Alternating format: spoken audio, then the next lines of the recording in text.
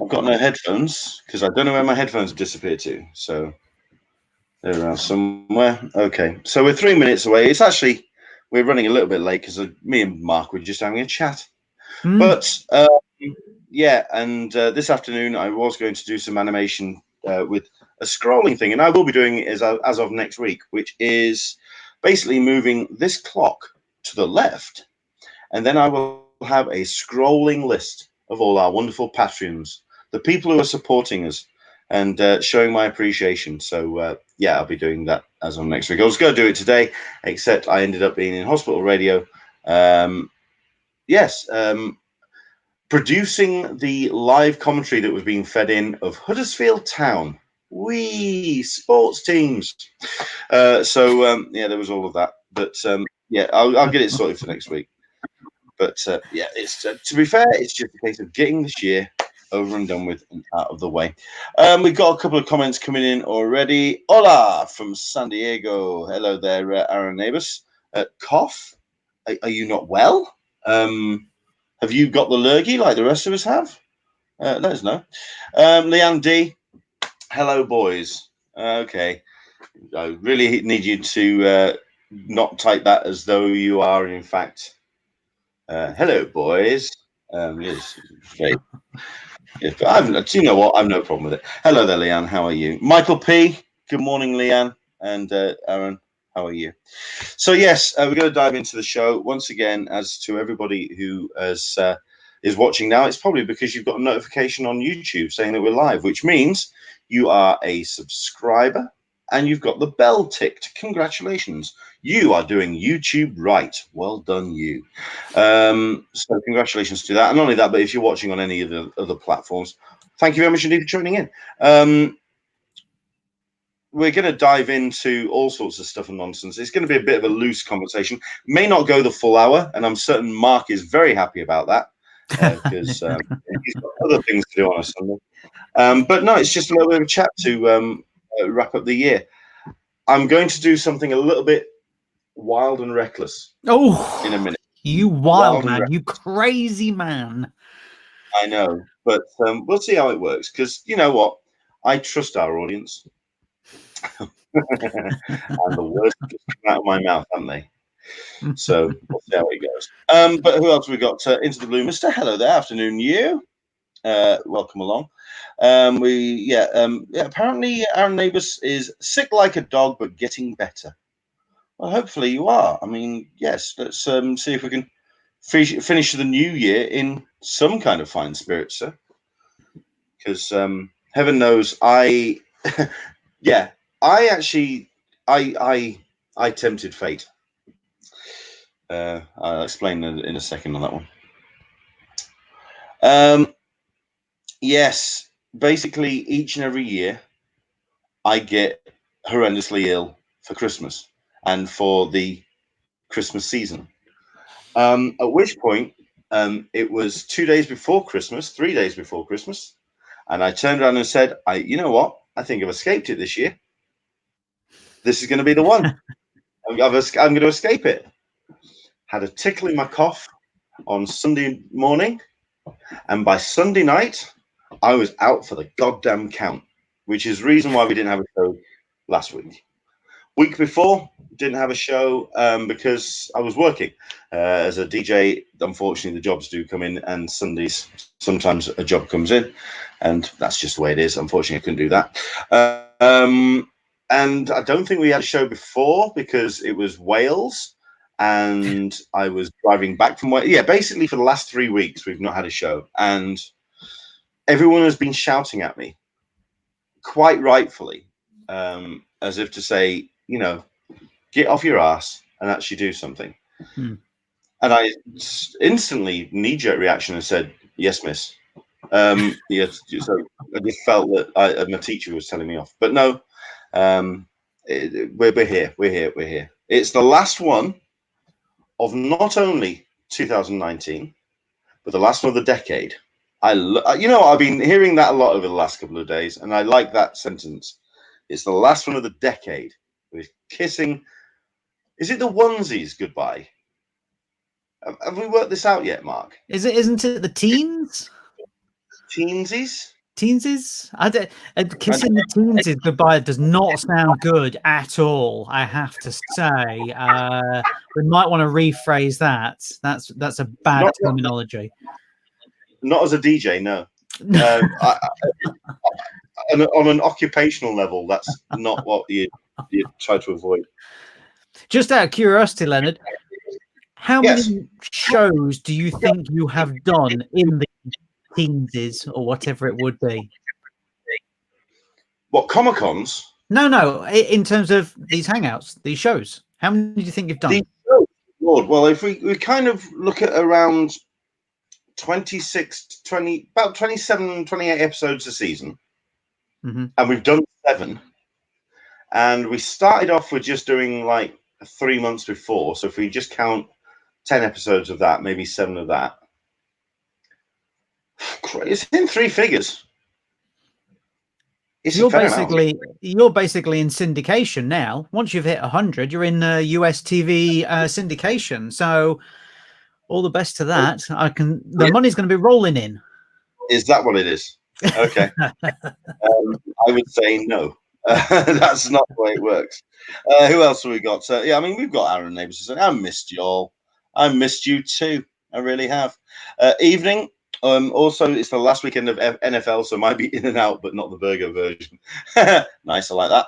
I also know that there was somebody who was messaging me earlier and said that they may watch this show, but they may just go and watch Fat Man Beyond because he's just posted his Rise of Skywalker chat because they were going to take the week off between Christmas and New Year. They've actually just booked the cantina and just done a Rise of Skywalker episode. So people are excited about that. So I know that someone was watching my preview stream earlier and he went, yeah, I know it's the last one of the year, but I want to watch that. I went, fine, I know my priorities. I know my pecking order and the whole thing. Leanne D. Okay, guys, you can crucify me now, but I did not like Star Wars Rise of Skywalker. We will get into that. Because we are going to do our thing through the year. But let's go through 2019 and look at the last 12 months. Welcome along to Talkin Con, a cup of tea with an Englishman in San Diego. My name is Leonard Sultana, and I am joined by the delectable Mark Searby, who is down in Essex. Hello there, Mark. How are you? Hello, I'm very good. Happy Christmas, post-Christmas, pre-New Year. Is that the terminology? And also, if somebody can let me know actually what day it is, that would be, I mean, I'm guessing it's Sunday because we're doing this, but I have no idea at all. No idea. Listen, I, as a DJ, when it comes to 12:01 on Christmas Day into Boxing Day, the Christmas music gets shunted into another folder and I just kiss Christmas goodbye. But I got reminded we're in the 12 days of Christmas now. We're actually in the period to celebrate Christmas. Christmas starts December 25th, 12 days of this. So I'm still supposed to be in the Christmas spirit. And I guess I am. I mean, I had a great festive season. I had a great time with Caroline and my dad and my brother. We had family and it was good. But yes, it's been a long and arduous one. And like I said, yeah, days blurring into one is definitely the case. But it's given a nice chance to kind of reflect and look back at 2019, which has been one hell of a year, considering that I was looking through the highlights of the year. And when I realized that Captain Marvel came out this year, that says volumes about 2019. I would have, if you'd have put a gun to my head, I would have said that was 2 years ago, 3 years ago. It felt like an eternity of not only pop culture highlights, but also conventions as well. It's just been quite an immense year. Now, when it comes to conventions, I mean, what's been your story this year? Has it been mostly MCM shows? Yeah, MCon as well. I went and did Wales for the first time as well. Yeah, I think that's it. Yeah, I can't remember, to be honest. So long ago. Yeah, I Okay, think that's so I it. mean, Yeah. go on. No, I was just going to say, it's we have discussed this previously, actually, me and you, Leonard, on the show, in that this has been a year where it's felt like some of the smaller cons have taken back some of the ground that they left, that were missing between them and the huge cons. It felt very much like this was the year where smaller cons, whatever they were, pop culture, comics, whatever it was, started to fight back a bit. And I have to say, the ones that I've been to, I enjoyed. The niche cons have been very exciting, and they've grown in terms of their the audience. They've grown in terms of their confidence when it comes to promoting, and actually, because up to now the smaller cons have just gone, we know where our place is in the pecking order, we're not going to go all out. Now they've just gone, no, we deserve our place at the table, and we're going to step up. I mean, I'm looking back, and I in preparation to this, I actually watched the last episode of 2018, where we were looking towards this year, and the overriding sense I got from watching it was I just didn't know where 2019 was going to go. That feeling that the bubble was, if not about to burst, but had actually burst, and that we were in a place where it was just okay. Pop culture, the ride was fun. The nerds had their fun, but now it's time to kind of like put a lid on it now. That's not been the case. Shows which I had some real worries and doubts about have not only risen to those challenges, but also exceeded them in every way possible. Wales, Thought Bubble, New York Comic Con did an amazing show by all accounts. Everyone's just gone, yeah, forget the naysayers. Let's just blow out and enjoy ourselves. And had a really good. It's just been a really strong, positive year. I think you're right. Not, I'm leaving the year not feeling like it's over. I'm leaving the party. Yeah, that's actually a really good point.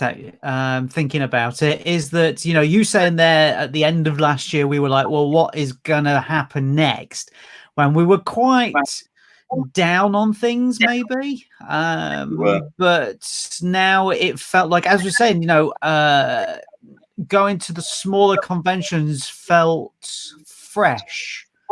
It was nice to go and actually have a good experience, because they were fighting back and they were doing things on their own. That was the thing. They didn't feel like they were having to fight against other people. It felt like there were some conventions out there previous years who were like, right, we've got to fight back against, X, Y, and Z or whoever else. And it came back, and actually they just thought, you know what, we'll do our own thing. And it's been working nicely, certainly this year anyway. Sure. I mean, certainly for me, the highlights, Thought Bubble was just a phenomenal show. Absolutely phenomenal. Considering that I was not sure how it was going to operate moving to Harrogate. As it happens, when it's all self-contained, you don't get to see the snobbish sort of part of Yorkshire or the UK kind of looking down their nose at the nerds wandering the streets, because they're not. They're inside the convention centre, and it was all self-contained. And it was just we had our own little private party inside the Harrogate convention hall, which was cool. An incredible array of talent, and it was just absolutely knocked out of the park. Lisa and the entire team at Thought Bubble absolutely have made Thought Bubble the convention, certainly for comics fans here in the UK, if not Europe. They really have gone that far and just taken it above and beyond. I'd say even MCM to some degree has risen to its own challenge. I know that you had a particularly flat MCM London at the beginning of the year, but it kind of got some of its energy back at the second half, didn't it? Yeah, absolutely. And the weird thing is, as we have talked about previously, Leonard, is the one that's in May is actually the bigger one of the two. It's the huge showstopper that ultimately I came away and I was like, yeah, it was okay. You know, there was some bits I liked, there was other bits I didn't. It didn't feel like MCM of the previous year or anything else like that. And then going in October, I was apprehensive, much like you, going to Thought Bubble and thinking, how are they going to do this? Because the October one is very much sort of the end of the year and then winding down a little bit. But they did a better job. I thought they did a very good job on that October show, I have to say, regardless of who they pulled out the bag. You know, Simon Pegg is a big name, regardless. They also had some smaller names there as well. And it felt like the energy was back in the room, which was good. It will be interesting to see how they go from there. But I have to say, it fills me with a lot more optimism than it did previously. I think that's definitely where I'm feeling as well this year. What has also been interesting, we started at the beginning of the year saying that, and we were speaking to a number of people, because obviously there was a lot of Brexit fears as well. People were really coming into the year wondering how the financial situation was going to work. And I seem to remember the conversation was about that the strong cons were going to rise to the top and they were going to survive, or at least that's what the professionals we were talking to, that's what they were saying. We weren't too convinced, but that's what they were saying. But they were also saying that the chaff was just going to get weeded out completely. The smaller cons were going to go, and we did see a lot of cancellations of smaller conventions that were either trying to come in and do something in this landscape and try and stake a claim, but if you didn't have a strong identity and a strong idea of what you wanted to do as a convention, then you weren't going to make it. So that's the reason why, I was going to say Kapow, but not Kapow. There's MacPow. That's right. MacPow has a really strong identity, and that worked really well. MCon, like you say, has just grown leaps and bounds. It's just been insane how well that particular show has grown over the couple of years. But then we also have to talk about Walker Stalker Con and James Fraser and his calamities over the course of the last 6 months. That was me being generous and kind to Walker Stalker Con. Those shows that have come in, and I've found this not just here in the UK, but across in the States as well. Those shows that have come in with the intention of just making some money and just putting out something without any strong sense of community or identity are the shows that have gone by the wayside, and they've gone hard. They've fallen badly. Yeah, I think is, let me start by saying that when Walker Stalker first came over to the UK, it was a breath of fresh air. Nobody had really seen anything like it. It felt bigger and larger, and they were bringing over big names as well. And then, you know, the problem is The Walking Dead itself is, pardon the pun, dying. You know, and finite property. Yeah. But then all of a sudden things started to tumble very quickly for Walker Stalker and FanFest, is that what they call it, I think, and it got worse and worse this year. And you know, at some point somebody has to turn around and say, look, enough is enough, let's stop it. But unfortunately it's got to the point now where it really is, it's gone beyond a huge car crash or anything else like that, and it's gone to the point where it's just horrible to watch, because those behind the scenes, and I say those, I think there's probably 2 people left now, are still trying to make a go of it. And all you can think is, why? Stop now. You have fleeced the fans very badly. I mean, when I interviewed James Fraser 4 years ago, he said to me, I don't see us ever taking autographs or photographs above £100. So, you know, that's about what, $130. And then a year later, a photograph turned, a photo with Jeffrey Dean Morgan or Norman Reed or something is at £100. And I'm thinking, yeah, you see, that's where all of a sudden you see the money coming in, The agents are seeing the money coming in. They're like, yeah, we need to do this. And you haven't put your foot down. And it's become a worse and worse situation all the way through until what we knew it was going to be was a house of cards, which fell down very quickly. People of the place. I see people still now talking about their own money from 2018. It's not how you run a card, be open and honest. Can smell bullshit. As soon as they walk through the door, this is not working, and let's get out. We don't want to spend any time here beyond what we have to do. And that's part of the problem. Certainly what we're going back to you saying earlier, Leonard, 2018, people were going to conventions going, yeah, this is not a good place. These people don't understand how to run a convention. It's turned into a cash grab, and that's what Walker Stalker became, still is, and has fallen flat. And it will be interesting to see what 2020 brings for them. Sure. It's just been entertaining to watch, but in much the same way that a car crash is entertaining.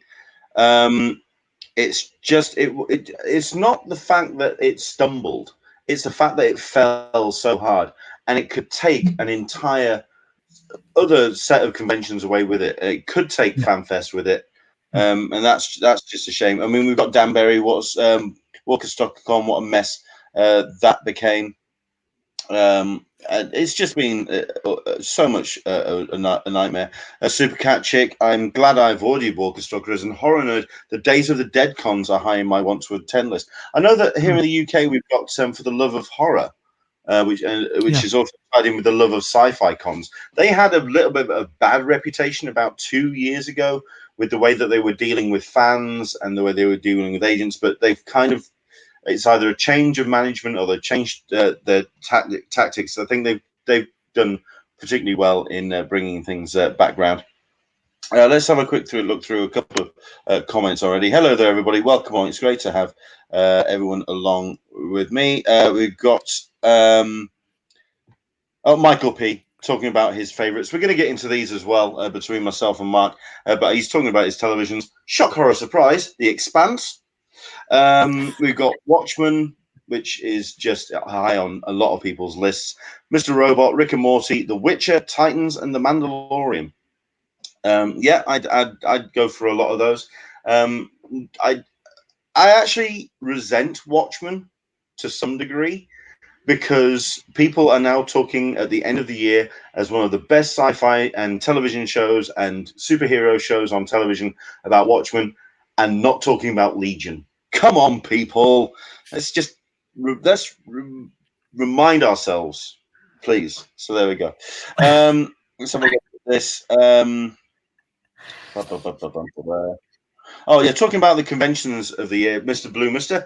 I think a lot of people are much more picky and choosy about the cons they attend, quite possibly for financial reasons. I know for a fact I can't attend as many cons as I used to. And you're right. I mean, I did not attend as many as I wanted to. I did not attend San Diego Comic-Con purely for financial reasons, but it allowed me to attend shows like Wales, like Thought Bubble, like Lakes for one day. I went along to that. But yeah, it's just a case of just picking and choosing and being a little bit more selective about the shows. And thankfully, the shows that have been out there, like I say, they've been a little bit more optimistic, and they've really grown what they've decided to do. Right, when I said I was going to be particularly bold, this is what I'm going to do. I want to hear what you guys are thinking, but let's actually, instead of just having the comments, let's have you on the show. Okay? What I'm going to do is, in the YouTube comments of the Q&A, I'm going to post the link to the session. That's the great thing about StreamYard, is that you can just allow people to join us. Admittedly, I can pick and choose, which means if anyone acts like a dick, or if it's anyone we don't know, we can kick you out. But I think the faces that we've got so far are faces that we know and faces that we trust. I'm going to hit post now. There's a link there. Danbury, this could be bad. I don't care. It's the end of the year. Let's do it. So basically, I've just posted a link, and Mark is sticking his head in his hands. Fair enough. But listen, I've just posted a link. You can use your phone. It just opens up a browser. If you would like to come on and talk about the highlights of your year, especially your convention highlights, now's your opportunity, because we'd love to hear from you. Just to sort of like say hi, and yeah, just sort of like wish everybody a happy Christmas, happy New Year. If you want to jump in, if you're bold and brave enough, we'd love to have you on. And because I think I've only had like 2 or 3. I think I've only had 2 people as guests. So I think I'd like to kind of like open it up and let's see some more bodies. If you want to jump in, there's the link. Open up a browser window and we'll invite you in. Right. In terms of the conversation, and I know that you've been excited or you've been interested in this conversation about the contrast between cinema and the Hollywood tentpoles, especially when it comes to the Scorsese versus Marvel kind of. If you really wanted to sum it up, Scorsese versus Marvel, the behemoth that is the MCU, coming to a close for this particular phase. How have you seen the landscape changed, and how have you seen things grow and develop over the course of this year, as we've seen us barreling towards the Infinity War Endgame 2-part? Do you know, it's been interesting this year because, as you said, we had ends of sagas, Avengers and Star Wars, obviously the main big 2, which, you know, regardless of whether you like them or not, they brought something back together. They put it all together, and it was what you would expect. However, here's the weird thing about everything: is the fact that and I said this in my review at the time of when it went out, let's say 5 years down the line, 10 years down the line, when we talk about superhero or superhero/comic book movies of 2019, not many people are going to say Endgame straight away. Not many people are going to say Star Wars straight away. Most people will tell you Joker was the big film that came 2019 and changed a lot of things for comic book movies. There's no two ways about it. You know, it took so much money. It was completely different than what everybody expected. It was darker, it was nasty. You left the theatre feeling utterly depressed, but you know, you were wowed by its physical presence, and it stopped all of the Marvel one color tone, all of these stories as well. It changed a lot of things, and it will be interesting to see where certainly Marvel go from here, because yes, they've got loads of money, great, fantastic, but they're not getting as much acclaim anymore as DC/WB are anymore. It's interesting year. It's yeah, I totally agree. I think Karen, I've just unmuted your mic because we were getting a bit of feedback there from your speakers. But if we just drop that, we've got ourselves some guests. We've got some people who've dropped in. Yeah, we're getting some. I think it is Karen as well. So I think I'm gonna have to mute her mic again just a little while, just so we can if we can get some headphones in, Karen. That might help. I don't know. But we've got ourselves Sean who's joined us. We've got Michael who's joined us. We've got Karen. I think, Karen, we may have to get some headphones for you so we can get you in. She's going to get herself sorted. That might help. I don't know. But we've got some. Still got a feedback loop going off there. So there we go. Hello there, everybody. Happy New Year to you, or Happy Christmas to you. And happy festive season. Hope you've had a good one. Yes, grand. How's your week? Lovely, quiet. Just usual Christmassy, New Year stuff. How about you? It's been fun. It's been spending time with the family. It's just been a nice, quiet one. It's been great. Let's have a look. I think Michael's trying to get headphones as well. Let's see if Karen's got herself sorted. It's been spending time with the family. It's been a nice, quiet one. No, she hasn't. Still got a little bit of noise going off there, and we've got Toby who's joining as well. Hello, Toby. Welcome along. Hey, how you doing? Mike thinks disappeared to get some headphones. Right. Yeah, I think it's just been the amount of content this year, as well as just kind of gotten everyone's attention. This is a comment which really tickled me. This is from Andrew Dickinson. Was an X-Men this year or not? He still hasn't seen it. It's one of those when you've got a film like X-Men, which just gets lost in the melee. It's just been so much stuff. Is it a case of the streaming services just adding to the mix as well, and just all this content that's just come in? Has it been too much? I mean, have you been able to keep on top of it? We'll go with Toby first. Go on then, Toby. Have you been able to keep on top of your viewing this year? For the most part, yeah. Between me and Kristen, we go and see a lot of the movies that come out, usually the Friday or the Thursday before they come out.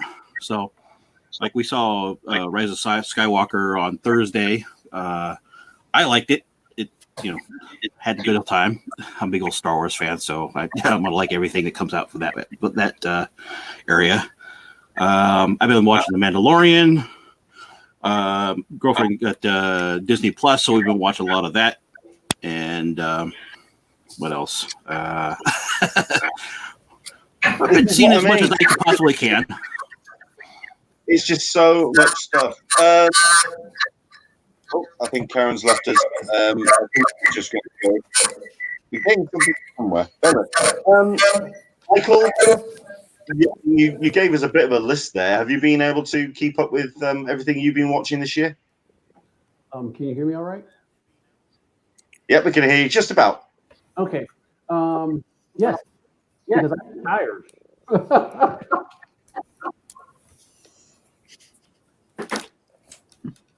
Oh, sorry. I thought there was going to be more to that. I mean, considering the list that you gave us. Well, the problem is there's a weird feedback here. So I'm actually when I'm talking, I'm actually ahead of what I can see. So that's why yeah. So just real quick. I've kept up with all the shows that I really want to. And in fact, I've stopped watching some because the quality of some of the shows are so good, I can't stand to watch the lesser shows anymore. Oh, God. See, Magnum PI, you're just going to have to step your game up. That's just what it is. And for yourself, Ruby, I mean, I know that you've had a hell of a year. So you've been more distracted than most, but have you been able to keep up with your viewing? What's been catching your eye? I definitely loved The Expanse. I loved Legion. I'm loving The Mandalorian. And I definitely loved Watchmen. Those were all great shows this year, especially for somebody who's trapped in her house most of the time. So it was great. Yeah. I mean, you were all paying attention to the conversation we had before we kind of brought you on. And we were talking about conventions. We were talking about being a little bit more picky and choosy about the shows. Has that been the case for you guys? I mean, we'll start with Toby. Have you been a little bit more picky about the shows? And if so, what has been the factor that has gotten you to go back to a convention if needs be? Last con went there with the intention of getting more signatures than I had to in the past, which I succeeded not as much as Kristen did. Kristen was able to just snag signatures left, right, and center for some odd reason. mostly at random too.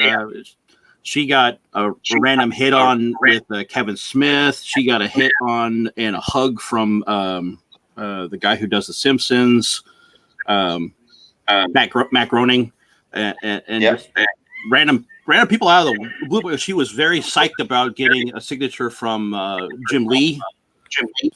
And as a matter of fact, we got some around here. Yeah, I got their poster up on the wall here with a signature on it with the Batman, the Batman black and white litho that they gave out last year or this year. And Signatures were the biggest thing. Seeing that the Big Bang Theory was gone, that was my biggest thing while they were still on the air, is to go see the Big Bang Theory panel. So I had to choose something different this time around. So I think that's another thing that we haven't really talked about with the with some shows coming to an end and new shows starting. Everyone's kind of had to shift what they've been watching. I mean, you were saying there that you've changed some of the shows, and Michael was saying that he kind of has upped the level of the shows that he's had to watch, and some of the chaffers had to be washed away. When it comes to the conventions, then how have you changed your approach to conventions? We'll go to Sean. I mean, have you changed the focus of things that you look at? How have you evolved what you do when it comes to your conventions? Well, I used to go to cons for just writers and artists, but these days, I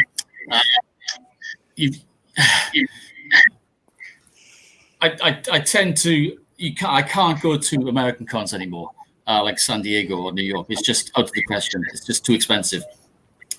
So, like I commented earlier, you've got to be selective about where you go, take into budget travel and all that kind of stuff. But the trouble thing is, as a nerd, Lego comes along once every 6 months and brings out a Millennium Falcon, which costs like £650, and there's your budget for a con gone. So you've got to choose. All about priorities. I think we've lost Toby there for a spell, but we'll see if we can get Toby back. And I know that Leanne, you like I say, it's been a tough year, but have you been able to go to any conventions at all? Have conventions just been off the cards for you completely? Well, I went to Comic-Con this year. San Diego was it this year. That was the only thing we did this year. Won't be going next year. Going to take the year off, except for if everything kind of gets better, I'm planning on trying to go to Thought Bubble probably, but that'll be it. Fair enough.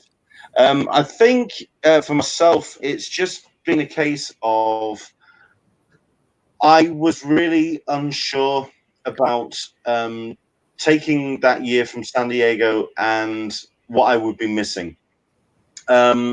In the aftermath and following San Diego Comic-Con, I actually ended up, we missed it, but we missed the friends we know and the friends we've met, the people that we meet, and the town more than anything other than the con. The con itself, it seemed like a little bit of a missed opportunity. And I don't know if Mark agrees with me certainly with the way that we perceived it and the way we saw what was coming out of the convention. Certainly the missed opportunity of the fact that it was the 50th anniversary. Yes, they had some merch come out. Yes, they had some nice badges and stickers, but they didn't really capitalize on that. It's certainly how I felt. I know, Michael, you went this year, so you can give a little bit of a sense to this as well. But is that how it felt to you as well, Mark, that San Diego Comic-Con kind of was the damp squib of the year? Mark seems to have frozen. You've muted him. You there, Mark? I'm in complete agreement with you. I have to say, I just thought 50 years, you should be doing something big. There should be something massive. And yes, they had a panel every day talking about a certain decade, going through it, but it was in a very small room. If you've got 50 years of San Diego Comic-Con, one of, if not the most influential pop culture convention on the planet, and you have a huge 7,000 people, why are you not doing an hour's panel in that room to show how big San Diego is, how popular it is? It really felt like a huge missed opportunity for them in terms of promoting what a great brand they are. And I have to say, looking back at it, I keep thinking about who missed this? Who missed the boat on this? This is really bad programming. It really is. Saturday and Sunday felt so quiet. I mean, this is just from following the social media, because I mean, you can ask anybody who was unable to make it to San Diego Comic Con. They end up being glued to their phones. They end up being glued to their social media of what's coming out of the con. And considering that all of the chatter was about the offsites, about the smaller rooms, about Indigo, it wasn't about the content. I mean, it almost shot its load a little bit too early, considering you had that Top Gun and the Terminator panels on the Thursday, and then the rest of the week it was kind of almost downhill from there. I don't know if that was the way it felt. Michael, I mean, what was the vibe at San Diego for yourself as someone who's been to San Diego Comic Con a number of times? You know the layout, you know the vibe, you know how good it can be. How was 2019 at San Diego this year? That's a hard one to answer, Leonard, because as Leanne and I were writing earlier, we actually went to the Expanse party, so you know we were totally happy. Okay, so but that was Thursday night, like you said. For some odd reason, they kind of shot their load a little bit early. So by Sunday, I think most people agreed that Sunday was really it was lacking. There was just not a lot happening on Sunday, which is really sad. And also, too, you wondered why there wasn't more talking about as the 50th anniversary. You had a confluence of a whole bunch of things happening.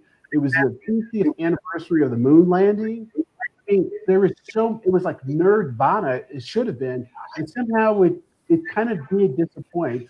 But at the same time, you know, I had a good time. I ran around like a crazy person. I mean, I was so exhausted I couldn't go to the top on Saturday night. I was that tired. So I think that's a good thing. But I kind of wanted to be so fabulous that you literally passed out just from trying to do thousands of things. So that's just my take. Fair enough. I mean, I'm going to put this out to everyone and see what people's thoughts on this, because the way it felt as attendees of shows, we have needed on a financial scale to be very picky and choosy about the shows that we go to, and that's just as consumers. But then you have to also look at the guests, the studios. They have also, instead of just going blanket, just showing up at every opportunity and promoting what they can at every open door, they too have been very picky and choosy. Artists and writers, creatives. I think the only person I know that appeared at every opening of an envelope was Donny Cates, but that was about it. But then again, I think he was also treating it as his honeymoon as well. So, you know, he's got an excuse. Everyone else was just being very picky, and that kind of like really spread the field when it comes to the different. So San Diego Comic Con had some real noticeable studios lacking in attendance. But you also had, say, for example, a number of, like the Atlanta show that was concentrating very much on the Marvel stuff without concentrating on anything else. It seemed like everything was just being very picky and choosy. Does that make sense? And how did that affect what you experienced at your conventions? We'll go to Toby. Well, I mean, how did you feel when it came to going to conventions and seeing that some fandoms being represented or some studios weren't going? It kind of was kind of bumming, you know, to see certain things that you were expecting to see that have been there for a while not show up. It was weird. It was just it created a weirder vibe for the convention for San Diego. So it's one of those things you just go in there and go, okay, where's this at, and what's this at, and where's that at, and you're gonna go, okay, crap, I can't do this year. So it's one of those things, I guess. I was surprised by the lack of the celebration of the 50th anniversary. I was expecting people who run in the SEC were going to go hog wild with the 50 year. I mean, they did the jacket, they did the hat, and a whole bunch of things, but that was pretty much it. You know, yeah, they had the Jim Lee booklet in the 50-year thing, but for the most part, I'm like, okay, where's all the fanfare for the 50th year? I mean, come on. It wasn't I there. was even expecting to see a lot of fireworks, just to celebrate the whole business of having, you know, the home of the convention center, also celebrating its anniversary this year as well. In that case, I mean, as we kind of like wrap things up a little bit as we head towards, I'm going to keep it to an hour. We'll go to how it could grow and expand, and what we're expecting from next year. Like myself and Mark said, we've come to the end of 2019 with Nice a lot hat, more Michael P. optimism. We've come to the end of the year with a lot more optimism about not only the quality of our fandoms, and certainly, if not the quality of the fandom, certainly the things that we're celebrating. So the programs and the shows have been way up. Witcher, which could have been something small, it could have been lost in the mix. That's grown. That's something impressive to watch. Watchmen not only reached the expectations, it just blew through all expectations of what that could have been. I was expecting that to be a god-awful nightmare, and it wasn't. How 2019 is going to go forward into 2020, I'm really curious to see what your thoughts are. Mark, I mean, we talked about Walker's Talkin Con.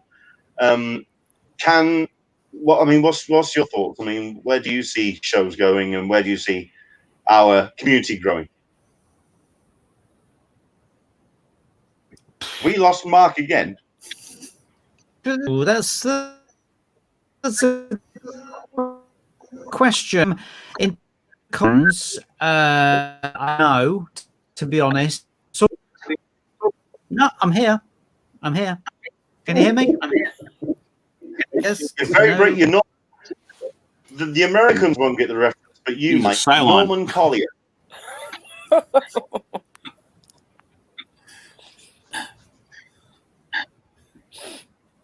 And now he just looks like something out of The Grudge. I don't know what can hear me. Can you hear me better now? Is that better or not?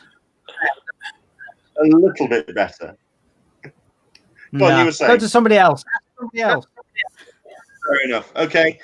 Sean, can you see? I mean, you said that it's proving difficult and more expensive to attend conventions, especially in the US. Can you see yourself doing more UK shows then? Definitely. I mean, what do you see in terms of your conventions, or have you been and done it now? I have been there and done it, but I am looking forward to Wales Comic Con. I'll be at Thought Bubble next year as well, because that is one of the best comic book cons in Great Britain, if not the world.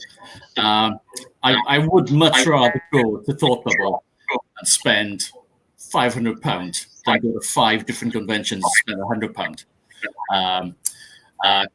Comic book wise, I'm really enjoying Doomsday Clock.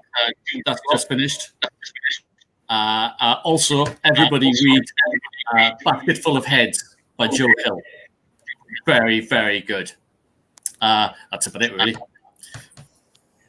That's fair enough. I mean, when it comes to comics as well, I'm curious to see how the industry is going to go, considering we are seeing a fair number of changes with the way that not only the big two, but also some of the independents are actually approaching their lines. They're looking at a lot of consolidation. They're looking at streamlining. They're not wanting to do reboots. They've been and done that. They realize that they alienate a lot of people when they do that. So I think they're just kind of changing the way that they're doing stuff in the way of comics. I get what you're saying about also picking your battles when it comes to your conventions. And I hope that's what we do here on the show. We kind of help and advise with the best shows to go to. And we try and give you an honest idea of the shows that we've been to. Wales Comic Con, like I say, I was thoroughly impressed with the new building. I think they can still do a little bit of messing around with the way that they've got the layouts. They can possibly do things to just jazz things up a little bit. But I'm also being very impressed with the way that they handled themselves under pressure, considering that it seemed like was a new venue and because people weren't sure how Wales Comic Con was going to go, they lost a lot of staff on those first couple of days who just went, nah, to go, we can't be asked. They came up with a lot of very bad excuses, and it was something along the lines of they were expecting 360 members of staff and 140 dropped out. They just had this sudden drop of people to just maintain lines, and they still managed to put on a hell of a show. I think people are going to recognize that it's worked, that the change to this new venue has worked. So I think Wales Comic Con is just going to grow exponentially over the course of the next 12 months. And the next one is looking great already, but I think the one at the end of next year is just going to blow people away. And MCM should be quite rightfully very, very nervous at this point. Toby, when it comes to cons in the States, is it something that, I mean, we were just talking to Sean there, are you going to be picking your battles a bit more? Or, yeah. I mean, what are you going to be doing for next year? Next year, well, I'm only going to be going one day next year. I'm going to be going on Saturday, and I'm still waiting for obviously the things that are coming out for that Saturday. The reason why I'm only going one day is because I'm going to be scheduling a trip to Disneyland with a girlfriend, and on late in the fall, and I need to spend the money there, or at least what I will be spending on con will be going towards the Disney trip. And even though it's just up the road a bit from me, but there are a few other cons that are not comic related that I go to that I might go to depending if I have the cash for it or not. There's there in March out in east of LA. There's a place called Banning that holds a pinball arcade con called Arcade Con. They're doing the fifth one coming up, and I love pinball, and that's one of my big things. So I try to go there as much as I can, at least one day. There was a gamer con out here in San Diego that had died, unfortunately, called Kingdom Con, and I went to there a couple times too as well, but that's no longer a choice anymore. But yeah, Saturday I'm hoping something decent comes around this Saturday at San Diego, so I can get the most of it. Fair enough. I mean, what you're saying it's echoing a lot of people's opinions, and I'm just wondering if it's the crowd and the community that we built around this channel and the people that we speak to, that we've kind of been and done it. You know what I mean? We've done the conventions. Now we're getting a little bit tired, and it's time to start looking at the other shows and other options and other things to do. Yeah, it's lost its wind a little bit. Yeah, I'd like to do Disneyland as well at some point. But yeah, let's have a look. We've got a couple of comments that have come in. Thank you very much indeed. Karen's session did try and join us, but it's a little bit of an issue with the technicals there. And this was the comment that she put in. She's going to say, I'm going to disagree with Mark. Considering all the work involved with putting it on, I don't think it could have been much better. I'm guessing we're talking about San Diego there, and I don't know. At the end of the day, it's the biggest, highest platform convention, and it should have the sway and the pull now to get anybody that they would like. The fact that San Diego Comic-Con is now being down a little bit the pecking order of conventions, and it's not the automatic attendance for some shows and publishers, I think that speaks volumes. Not necessarily about San Diego Comic-Con, but about the strength of the other conventions out there. Does that make sense? Mark? Yeah, you could be right. Karen is completely entitled to her opinion, and I imagine she had an amazing time, which is fantastic. That's what you want at San Diego. You want to have a fantastic time, and clearly Karen did, which is fantastic. It's great that there are people out there who had a brilliant time this year. It's just some of us, we were like, well, this could have been so much better. It really could have been. It felt like it was missing an opportunity. But I'm pleased that Karen had a great time. That's the main thing. If you have a good time, it's all worth it. Sure, absolutely. We've got Super Cat Chick. I was super disappointed with the lack of celebration and recognition of the 50. Does anyone think that losing John Rogers affected this? Ooh. That's a big question. Ooh. Yes, That's a yes, big question. I think it did. Michael? Yeah. Yes. Okay, Leanna, away you go. Yes, I actually do. I mean, I have to agree with Mark. Sunday it was the worst out of all the years I've been to San Diego. It was terrible. Sunday, the highlight of my Sunday was seeing Aaron.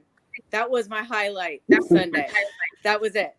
And that's pretty bad considering usually Sunday.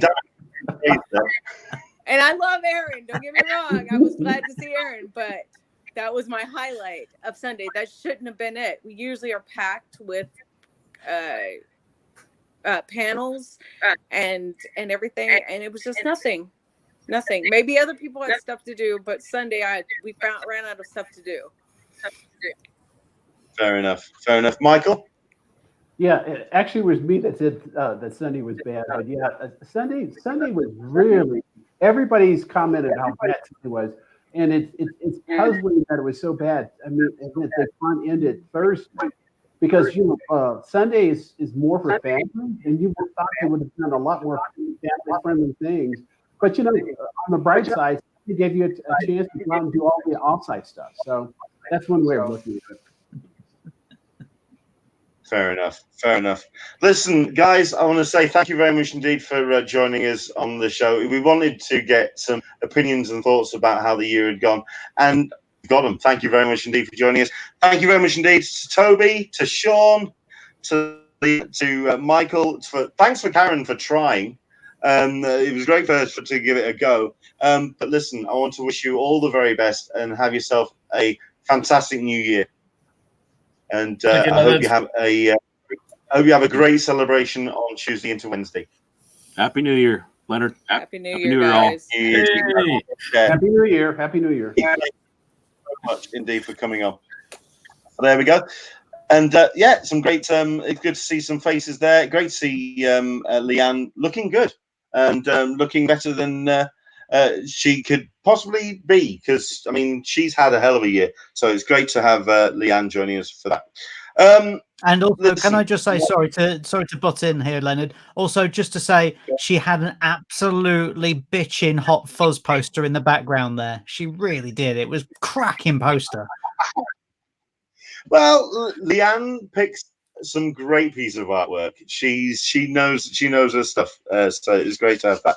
So there we go. It was great to have them on, and like I say, it was only just to get people to give some ideas and some thoughts. I mean, I came into the show this hour feeling really positive, and I still have it. I still have that optimism. Now I'm really, whereas last year I was really concerned about how 2019 was going to go, I'm really excited about 2020. I'm really jazzed. I'm really looking forward to seeing how it's going to go. I'm more excited about fandom, about genre IPs. I've been excited about comics. I'm more excited about stuff than I've been for a long time. Does that make sense? Yeah, absolutely. It's nice to feel like that. It really is. I have to say, I'm not as positive as you in terms of fandom. I think this year has proven that fandom will and possibly can eat itself in terms of social media presence for certain films and TV shows, and it can get nasty. Best off left out of that, Well, let's quickly talk about that then, because I mean, I did say that we were going to talk about some elements over the course of the year. Let's talk Star Wars very quickly. If The Mandalorian had come out, I felt as sick about the fandom around Star Wars as I did at the end of The Last Jedi. because the last at the end of the Last Jedi, and when the Last Jedi came out, I was just sick of the backbiting, the nasty comments, the really awful vitriol, the sheer acidity of the fandom. And then Baby Yoda comes along, and everyone's just happy bunny, and just really kind of, you know what I mean? It's just, if the Mandalorian hadn't come out, we'd have been screwed. I guess so. It's just, you know, some bits of the fandom got really bad this year, really bad. And I kind of thought I'm going to step away from that. That's not what going to conventions is about. That was the worst thing about it, is people were online telling people why they were completely wrong in their opinion. It's their opinion. That's all it is. It's their opinion. And yet people are trying to convert them differently. It felt really bad at times. But going back to your positivity, the way I feel about it going into 2020 is very much, and I've only just realized this, is very much how I look at my top 5 films of the year, which I had going into January this year. I had no idea how it would play out or anything. And now I look at my top 5 films of the year, and there are 3 films in there from Netflix who have come to basically revolutionize the film industry, regardless of whether the other studios like it or not. They have now changed everything for the better. There's no two ways about it. There are many, many films that would never have got made. And it feels like maybe that's trickling through into pop culture and certainly conventions, is that there is a change happening, a big change that will be very good for the most part. It may cause some problems as well, but it feels like there is a fresh approach and people can jump on that as well and enjoy it. That's the main thing.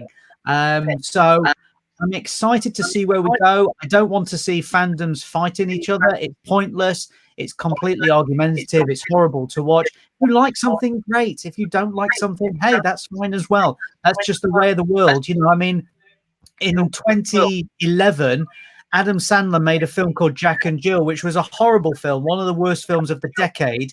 And yet now, at the end of the decade, Adam Sandler has made one of the best films in Uncut Gems. So everybody can have a redemption story. There's no two ways about it. And it makes me hopeful that we can get that in fandom itself. Yeah. You've got Dan Berry, who's, I mean, I think I guessed one of them. The 3 Netflix films. Irishman was going to be in there. It's Scorsese. It's you. It was going to be. It's Pacino. It's going to be. Of course it was. Yeah. That's one. What was the other 2? I mean, he's guessing Marriage Story. Yeah, Marriage Story. You know, it come out of nowhere. It was an incredible piece. And Dolomite Is My Name, which, you know, returned Eddie Murphy back to his comedic best. We would not have got that film were it not for Netflix. That's the beauty of it. Fair enough. Let's have a look at other comments. Toby is just adding on to what he was saying and what he's when he joined us. I want to say that fandom is cyclic. It does have its ups and downs. Too many fickle, cranky fans out there. I had to not listen to the naysayers. It was just bad. So there we go. Sarita P, just seen a play for Picard. Yeah, that's on the way. So we've got that to look forward to. So that was cool. And Dan Berry is backing your plays when it comes to Uncut Gems and also Dolomite as well. Listen, I'm now going to do a bit of time travel now. Are you ready? I'm going to pick what Mark's #1 film for 2020 is going to be. And I can confirm it. I can nail it right now. This is me. Hang on. There you go. I just time traveled and I just went to December. It's going to be. So, just how excited are you for Tenet? Just out of curiosity.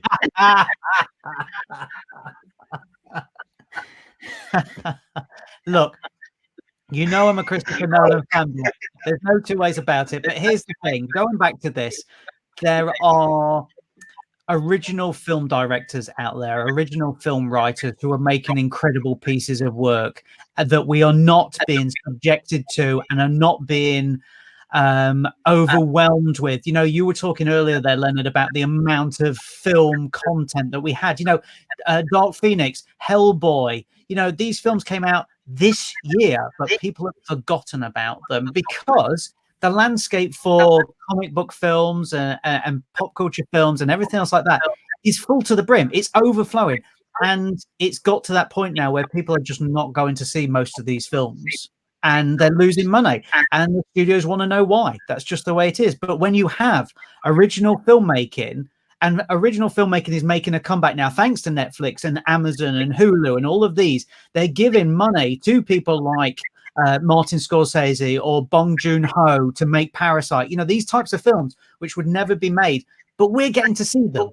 Granted, we have to see it on a streaming service rather than on a big screen, but we get these little gems that would not be made most of the time. That's the beauty of where fandom, wherever it comes in, whatever form, we're now getting that now. Yeah.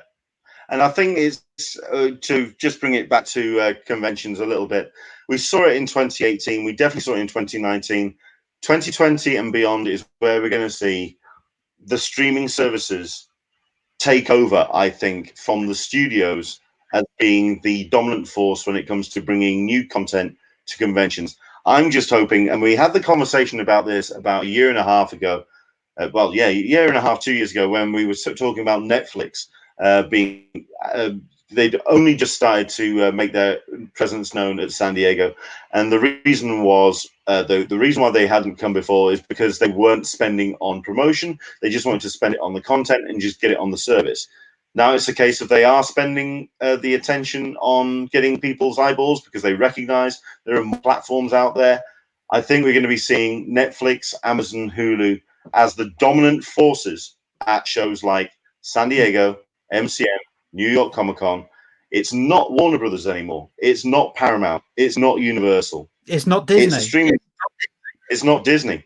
It's the streaming services, and I think they are going to be the ones you're going to be seeing making the most amount of noise because at the end of the day, they've got to get people to subscribe.